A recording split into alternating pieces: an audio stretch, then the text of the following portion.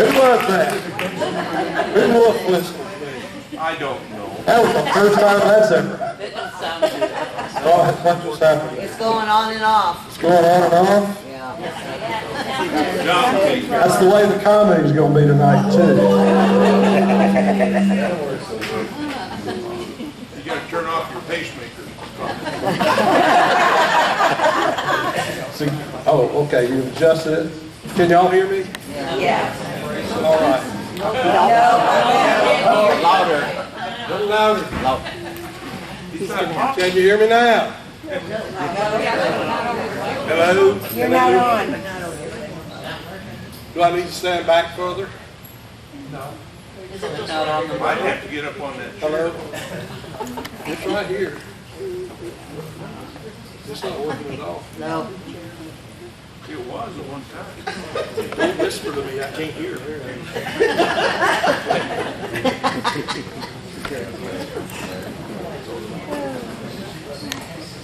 Okay, sell it or give it?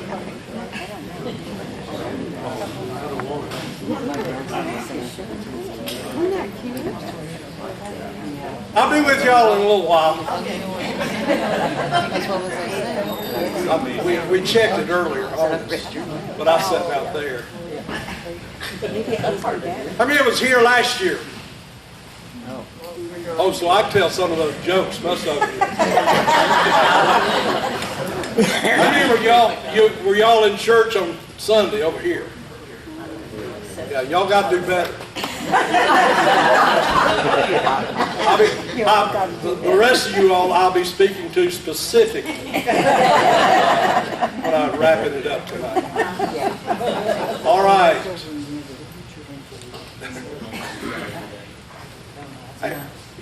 Hey, Gary, is this working at all? Yeah.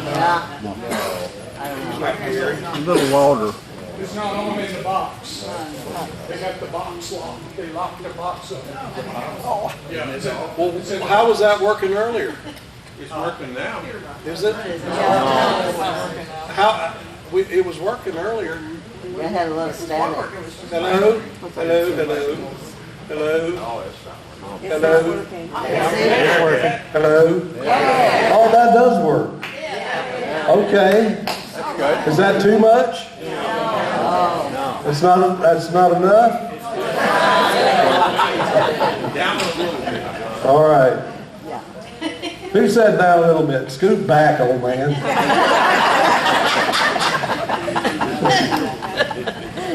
I represent that remark. Yes, you did. I'm Larry Allen, in case you don't know. I am the pastor of, I'm the pastor here of Sunshine RV Park Church. When I preach, when I'm over there talking, everything is true, everything is accurate, everything is as it is. Tonight, most things are not true. And if they are true, they're not accurate. And so I just want you to know that I'm not preaching tonight. I'm making comedy, and I want you to have fun, and hopefully we'll all go home laughing. By the way, I do use notes. Most comedians don't, but most comedians aren't me. And so I'll be relying on this every once in a while just to know where I'm at. So be patient with me, if you will. Scientists have determined that intense workouts lower your libido. Intense workouts lower your libido. And I need all the libido I can get these days. And so you're not likely to see me back in the workout room. And you're sure not going to see me running around the park. I'm not a runner, but I realize a lot of people are runners. They get a lot of exercise and they pretend to get a lot of pleasure, but I've never seen a runner with a smile on their face, have you? I never have, not once have I seen one. I don't run, one, because I don't like it. When I played football, they punished us by making us run, and so it's, to me, in my head, it's punishment. And the other reason is, it's dangerous. Running is just dangerous. It really is. Every runner you know has bad knees. Every one of them. They've all got bad knees. Every year, 122,000, this is an accurate figure, over 122,000 runners, cyclists, and walkers get hit by a car in America. You hear stories all the time of them being attacked by dogs.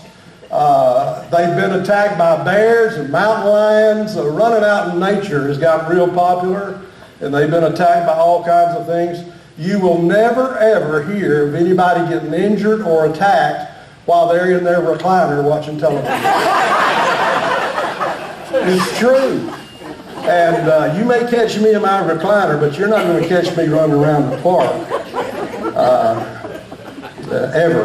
Ever. So I do see a lot of y'all walking in the park, and I admire that. I live over on Betty, and our front window in our motorhome opens up to Betty, and I see y'all passing by. Some of you walking at a really good pace. Some of you just strolling along. Some of you are hobbling like you're on your last mile.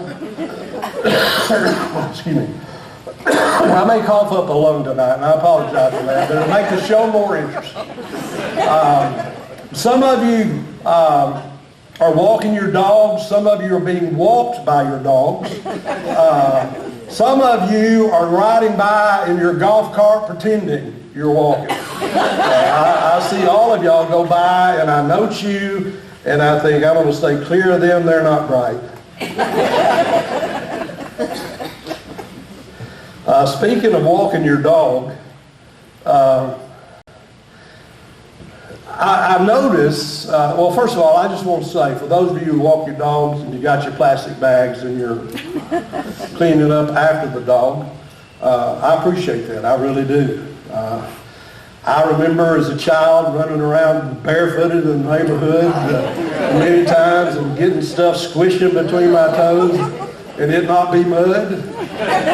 And so I appreciate you cleaning up for yourself. And I've had dogs. Mary and I have had dogs, but we had a fenced yard or lived out in the country.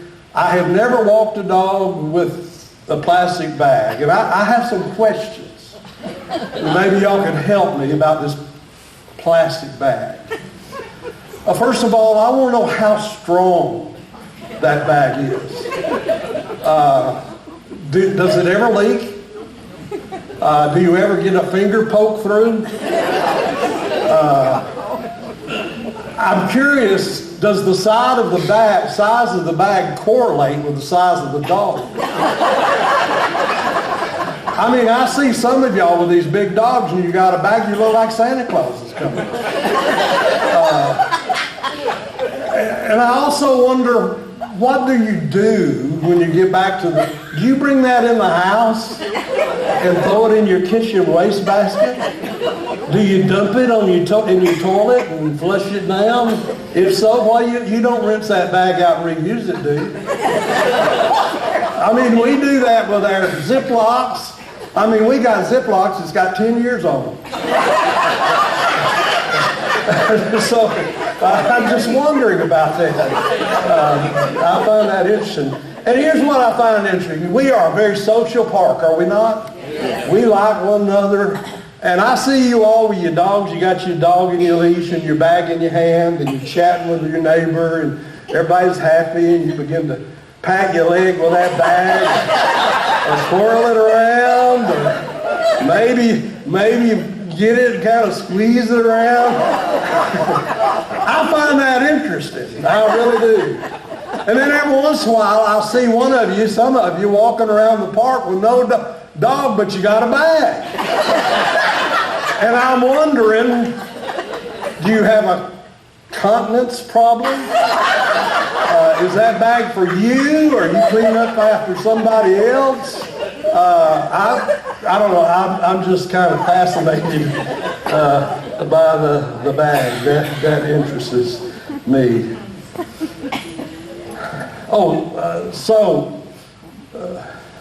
I done forgot your name. Rob. That's the reason I have notes. Rob here was telling me he had invited some of the pickleball. How many of you all had played pickleball with me? Really? I started playing pickleball. I take up a lot of space on my side of the court, and I have long arms. But you know, it is a rapid game. If you watched it, it is a quick game. And they tell me I have to stand, I can't get real close because I'm afraid of heights. Just you have to stand right up on the net, just a couple of feet from the net, well, maybe 4. And they're slamming that ball back and forth, and you got to get this. Well, here's my problem. If they hit it to my right, and I rush to my right, I plant my foot and stop, all of this is still moving. And then I've hit it back if in fact by some miracle I hit it, and now they're already hit it back before I get this back here and get started there. And I missed the ball. They've come up with a new plan. There are a lot of pickleball players here. And last year when I first started, it's just kind of like a free-for-all when you're going to go back on the court. There may have been rules about it, but nobody had taught me. But anyway, this year we started leaning them against the wall. And there was a block there that said winner and a block there that said consolation. Well, they were under the dartboards. And I thought those signs were for the dartboards. I didn't know. But came in a few weeks ago and somebody put these nice racks on the wall. On the top it says winners. And underneath it is one just like it that says consolation. Now consolation is a politically correct way of saying losers. My paddle spends so much time on the consolation rack that one, it dreams, my paddle dreams about someday getting to the winner's rack. But it spent so much time, I've named my racket Consolation. I'm enjoying it. Here's the deal.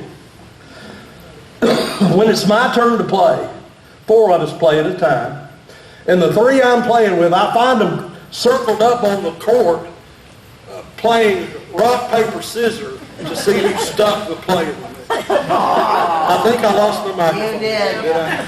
That was really funny. What's happening here? Is it walk back over this way? Walk back over this way? I'm not going to have to stand on my head, am I? Does it work over here? It just sounds louder, John, because I'm closer to you. It's working. What do you say? Take your chair over there. Does it work better over there? Oh, okay. You're Well, right here by the speaker. I may need to take my chair over here. Thank you, Good Joe. idea. You are so smart. So what I said was, the 3 I play with are on the court playing rock, paper, scissors to see who's stuck with playing with me for that game. That's not a true story. Here's what I found. Our pickleball players are really polite. None of them ever seem to care that they're stuck with me. And that's the truth. They're always very gracious, very kind. Some of the women, though, are mean. Maybe if I stood closer to the thing. I said, some of the ladies are mean.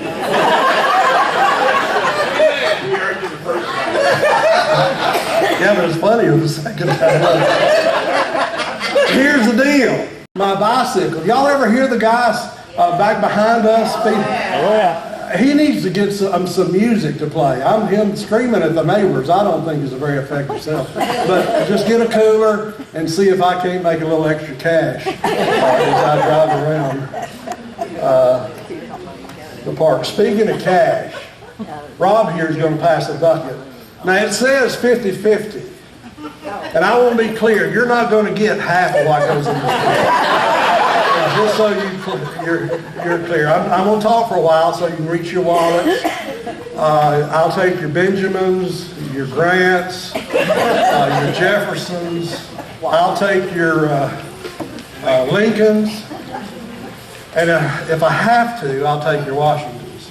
I did a show at Fig Tree the other day, and I got so many $1 bills, I thought I was back in the chipping jails.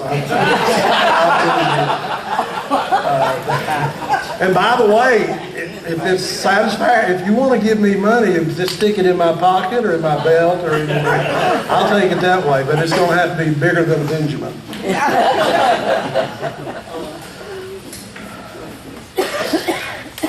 So, when I was a kid, don't be distracted. Just put all your money in it.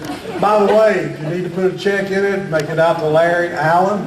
And it will be a cash checking fee, charge fee.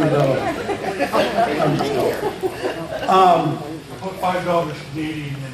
Thank you. Don't worry about the exchange. Thank you. $5 Canadian. They have invaded, haven't they? There's more of them now than there are us. I'm a little worried, aren't y'all? If they were from... No, I can't say that. I'm about to get politically incorrect, and I'm not going to go there tonight. I don't want to offend anybody. Well, I don't really care if I offend you. I don't want to offend you that way.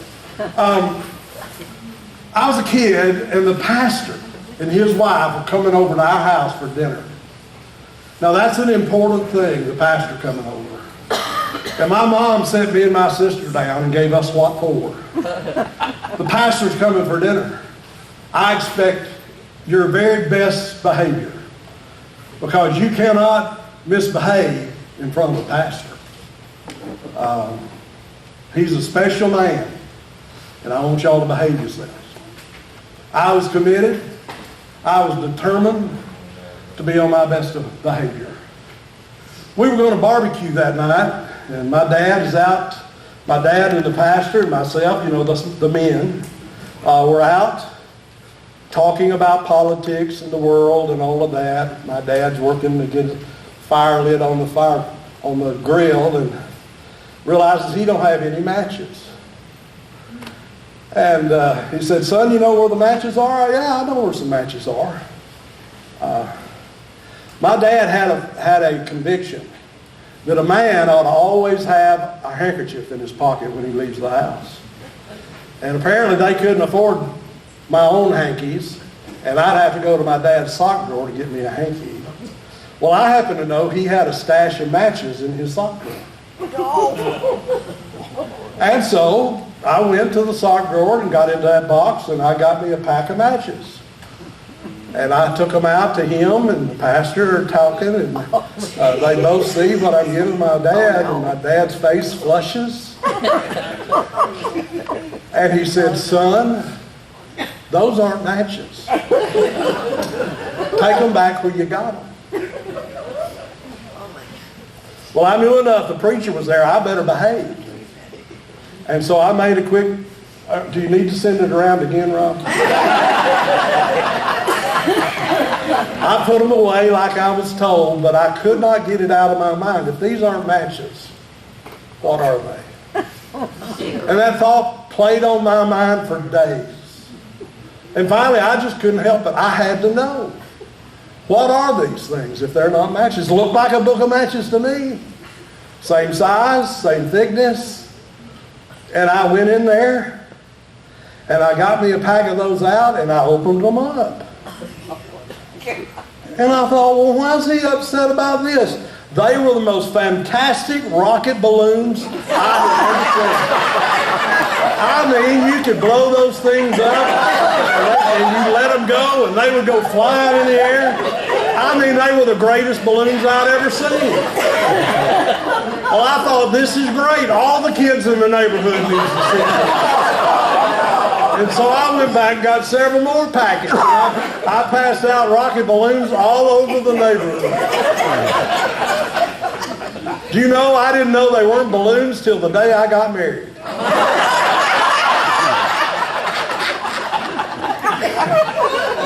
Mary got on the pill before we got married. So, no.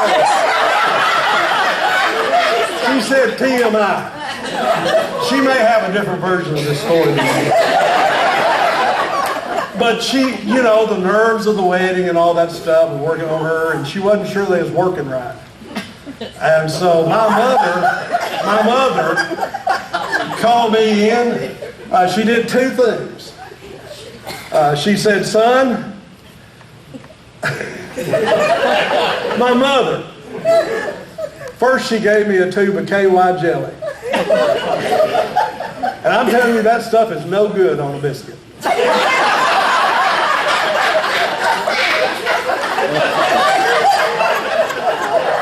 then she said, you probably need to go to Kmart and get some condoms. Well, I never bought a condom before. I was an innocent Baptist preacher boy. I went and I didn't know what to get, and they kept them behind the counter, by the way. This was back in the 70s. I mean, now you can go anywhere and get them. But not then. Well, I told the lady, of course, was working there, and not a guy, a woman was working there. I need some condoms. Well, she needed a lot more information than I knew how to get. But she gave me some, and I got home and I opened up, and I thought, well, these are rocket balloons.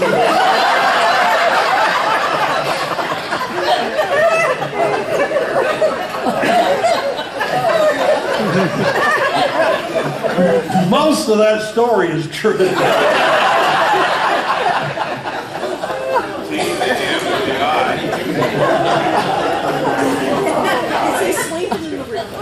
I grew up in Huntsville, Alabama. My family moved there in 1958. And I lived there until I graduated from high school. It was a great place to grow up. A wonderful city. Our neighborhood was like a family. Every woman in our neighborhood had permission to spank me. That's the truth. My mom would give them all full. If you catch him doing something he ought to do, you whip him. One of them got close one time, but I finally conned her out of it. But they had permission. Well, when I was growing up, I went to Ridgecrest Elementary School, beginning with the second grade. They built a brand new school. And you know, it was during the Cold War, and we would have nuclear attack drills.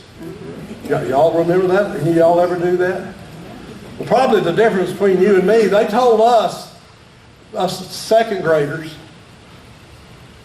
that because the Redstone Arsenal was in Huntsville, and NASA was building rockets in Huntsville, we were a sure target.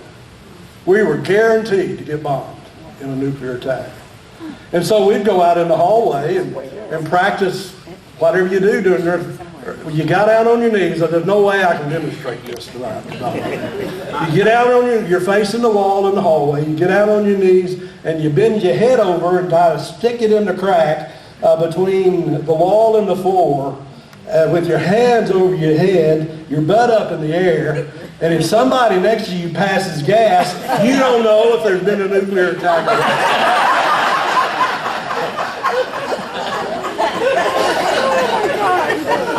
We lived with that stress. I never knew what it was going to be real or fake.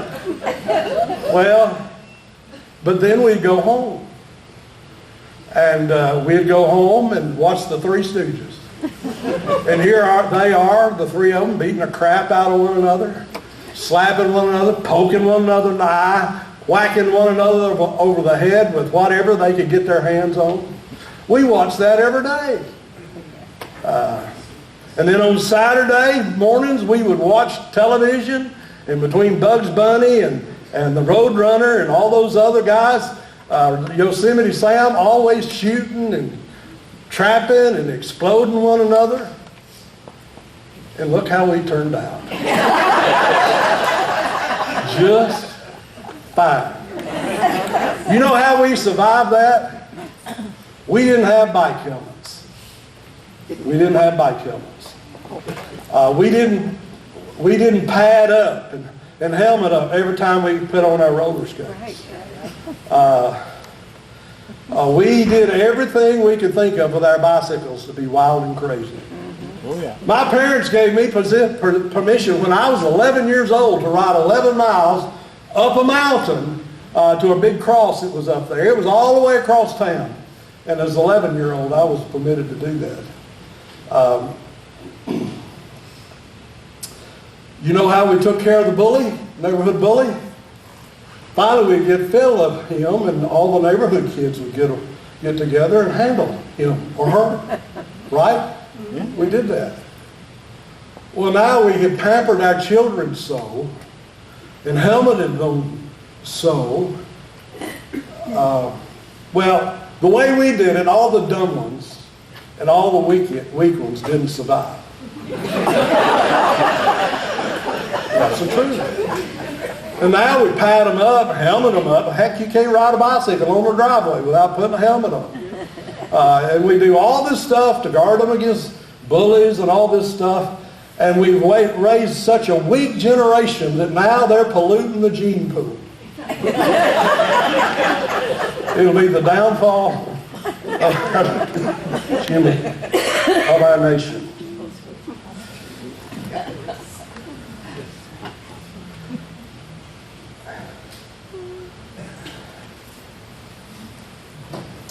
All right, I'm gonna tell an old joke here because I gotta kill some time.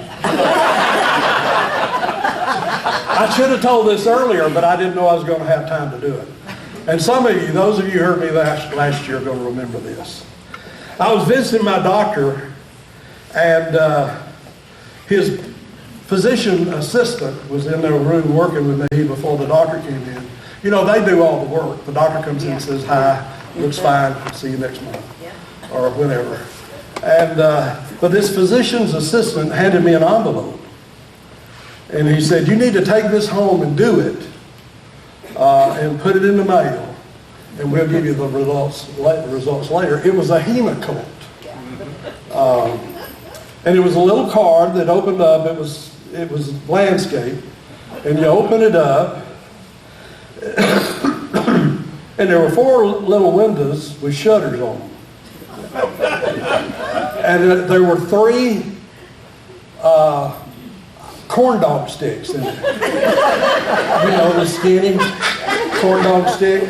Yeah. Only your corn dog stick is rounded on the end because they screened them with a lawyer before they stuck it in the hot dog. Apparently, the Hemocoat people weren't concerned with that. They were sharp little edges on the ends where they had block cut the end of that hot dog stick.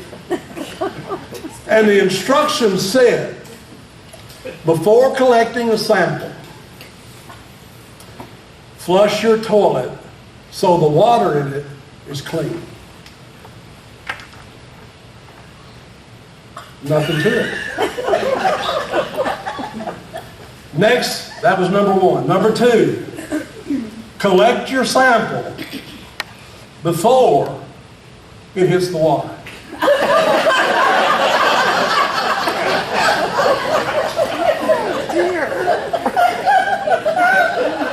This is a true story. Part of it. Well, I have been conditioned that I do that on a toilet. I don't just, well, I do sometimes now, but back then, I don't just sit around and it goes. Y'all know how sometimes it's just so, y'all know. I can tell which one of you do that. Right, Edna? I love you, Eddie.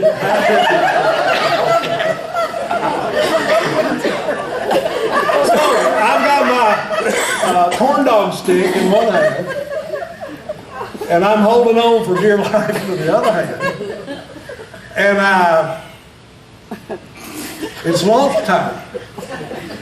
And so I have to get up in time to reach in And hopefully I'm good enough shot that I get a sample. Do you know how many times it took me to do that? I tried and I tried. Well, I thought surely there's another way to do this. And so I kept rooting. And they said if you couldn't collect a sample that way, to find a clean, dry container and get your sample that way. Well, I grew up in the city. We had flush toilets. Now, Joe, you grew up in an outhouse, didn't you? Yes. You can just tell by looking. It shows. Yes, it does.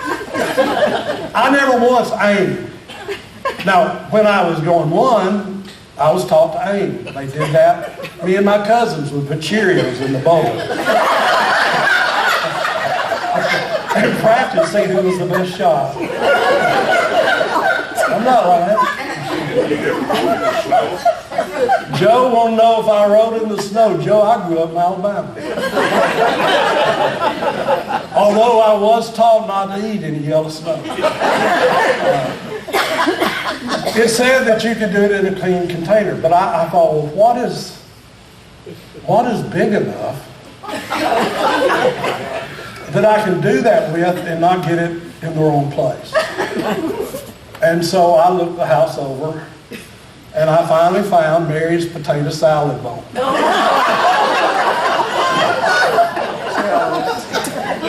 And I thought, this will work. This will work. And you know what? It did work. It did work. I started to bring it tonight to pass for the offering. But I was a little concerned it might affect your generosity. So, you get your thing in there, and you're supposed to get a sample and put it in the window. I lied to you. There are 6 little windows, three pairs. And then you get the other end of the stick, collect a sample from a different part of the thing, and rub it on there. And then you close the door, and you're done for the day. The reason there are 3, you got to do that 3 days in a row. So I thought, well, what do I do with this? Does this spoil? Y'all know? Does it go bad? I don't know yet. So I probably ought to put this in the refrigerator.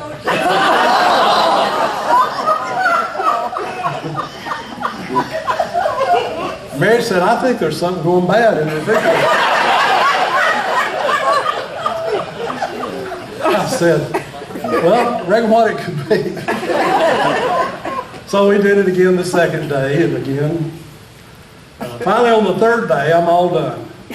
And the instructions said to put it in the self-addressed, enclosed envelope. And made it. Now, it seems to me that is hazardous material. And there wasn't anything on that envelope that indicated that it contained hazardous material. And I'm thinking, should I warn my mailman? Does he need to mask up and glove up when he gets my mail? Do I take this to the post office? No, I'm not going to take it and hand it to somebody, for heaven's sakes. I'm not doing that. And then, you know, you got to seal the envelope. It didn't have a self-adhesive thing. I had a... See that? Nowadays, they're advertising Cologuard. Have you seen that? Yeah. Have you seen the size of that box? That box is enormous. I mean, I could go a week and not have to collect a sample. Just send them all of it. I don't understand why they need such a big box. Turns out there was no problem. I was clean as a pin. I was grateful for that. So, I have spent 49 years in ministry. This is my 49th year of ministry. And I've seen a lot of interesting things over the years. My very first church called me on my 20th birthday, the day before I was a 19-year-old boy. And it was literally my birthday. They called me to be my pastor. I've said it many times to some of you all, that the only thing dumber than me at that point was them for calling me to be their pastor. I mean, you talk about somebody's lost their mind, call a 20-year-old boy in his second year of college for his second time to be your pastor. That just ain't smart. When I was in seminary, I was pastor in a little country church down outside of Cave City, Kentucky. I bet several of you have been through Cave City, haven't you?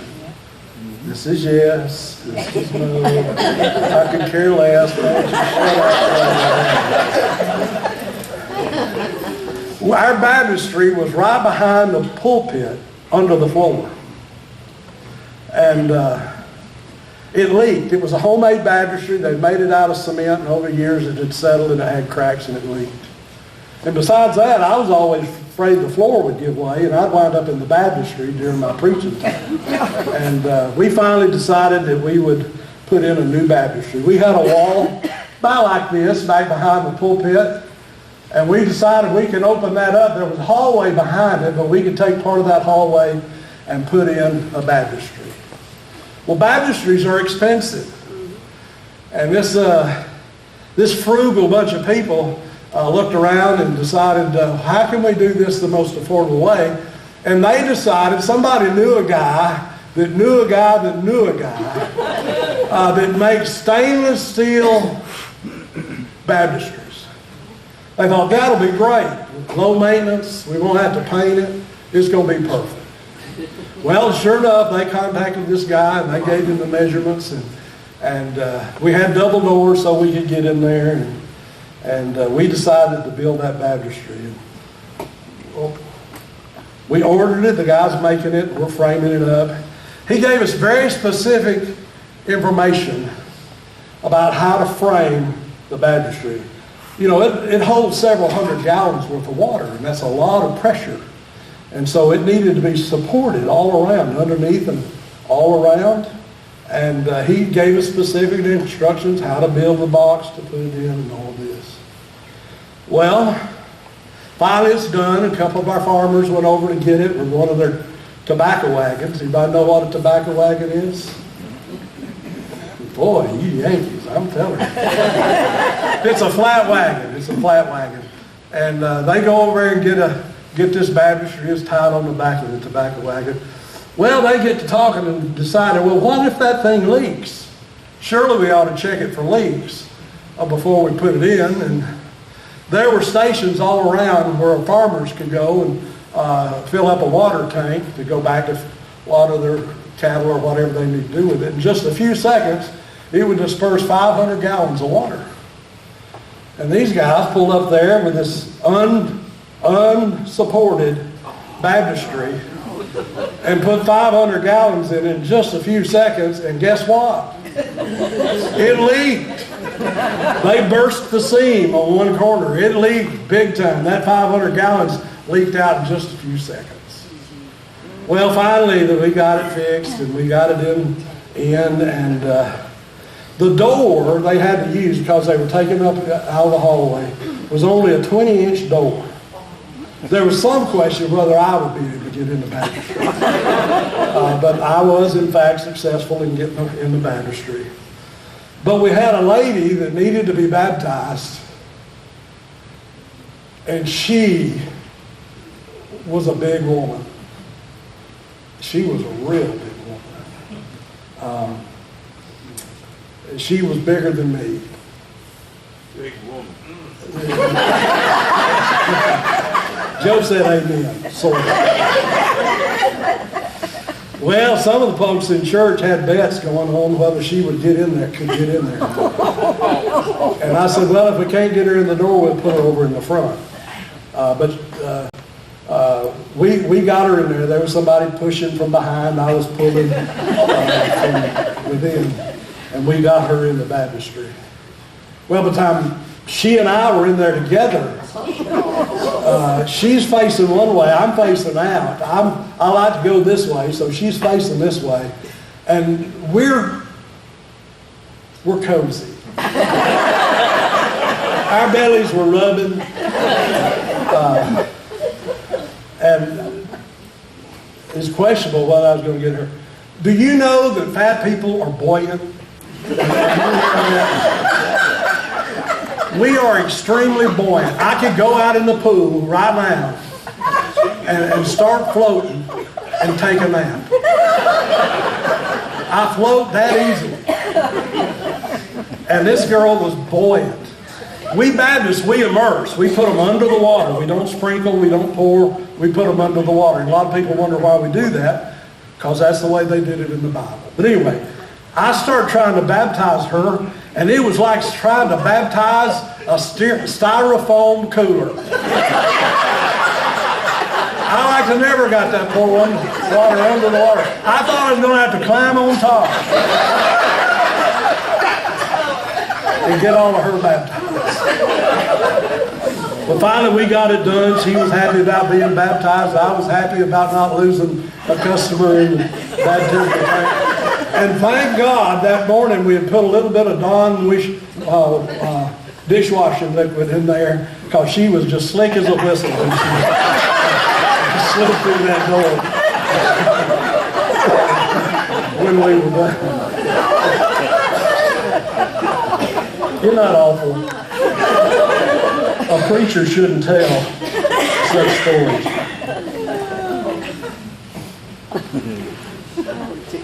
In one of my early churches, again, this was in Kentucky. I had wonderful people in churches in Kentucky. This church was between Hodgenville and Elizabethtown, Kentucky. Again, a country church. And we didn't have child care. And so the children would be in the service. And you know, parents, they want their... Look, church services was not made for children. That's just a fact. Now, some of y'all have a different conviction. But here's what happened to me. When I was a little kid, Evangelist said that going to heaven would be like being in church all the time. And I thought, if that's the case, I'm going to hell. In fact, I thought that sounds like hell to me. Kids weren't built for church. Well, one of my deacons had his little daughter there, and she was a little restless, and he kept telling her, be still, be quiet. And finally, he just had to take her out of the service. He had her up in her arms, and usually when you got took out in the service, it meant you was probably going to get a spanking. He had her up in her arms, and he's walking down the aisle, and his little girl looked at the congregation and said, "Y'all pray for me." True story. True story.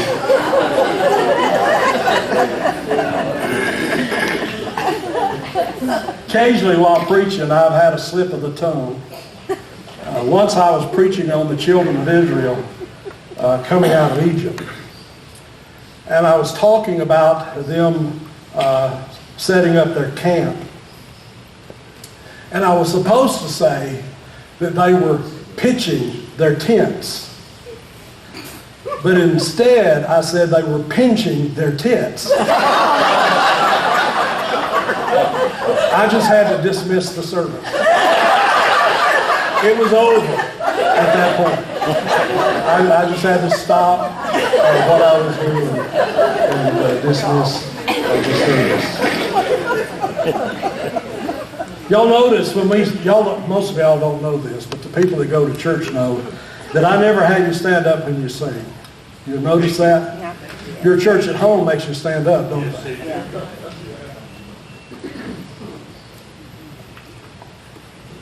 I do that for two reasons. One, it just adds too much time to the service.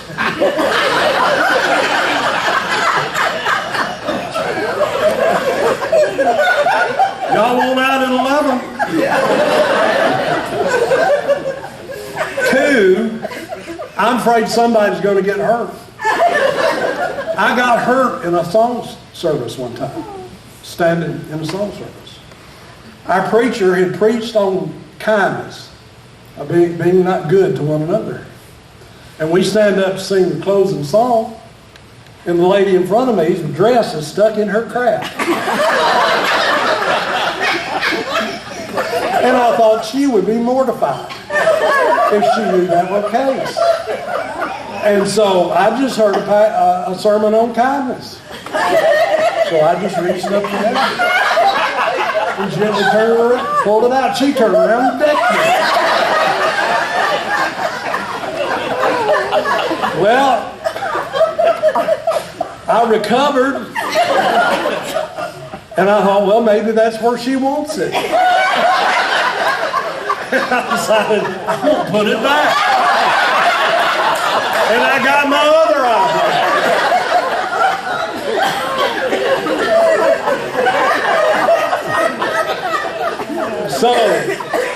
So we're going to sit during the songs over on Sunday morning.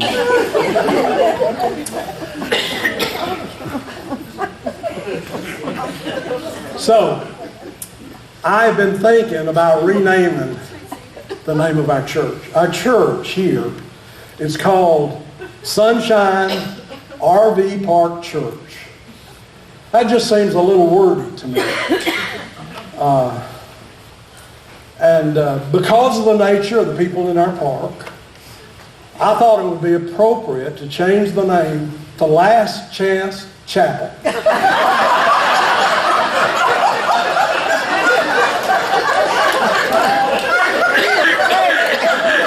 What do you think, y'all? Like that name? Shouldn't we do it?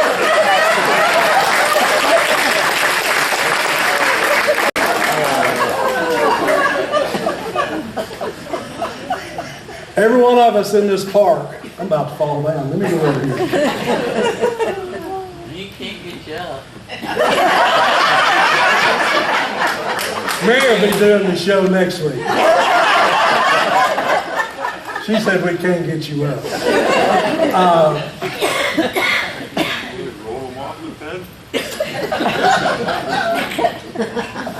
I've got Last Chance Chapel is appropriate because all of us are really close to eternity.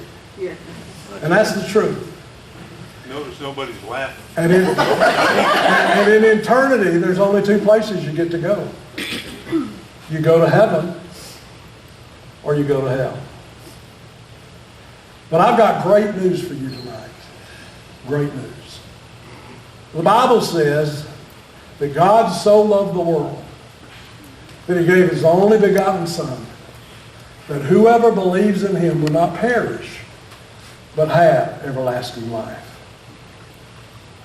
It says later on that God proved his love for us in that while we were still sinners, Christ died for us.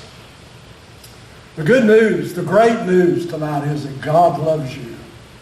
And he wants you to be with him in heaven. And if you will believe in him, that's what he said in John 3:16. If you will believe in him, you will not perish, but you will be in heaven eternally. And I just want to invite you tonight to believe in Jesus, to put your trust in him.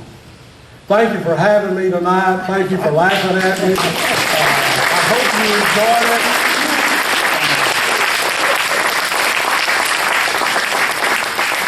Church is at 10 a.m. in the morning. I'll see you all there.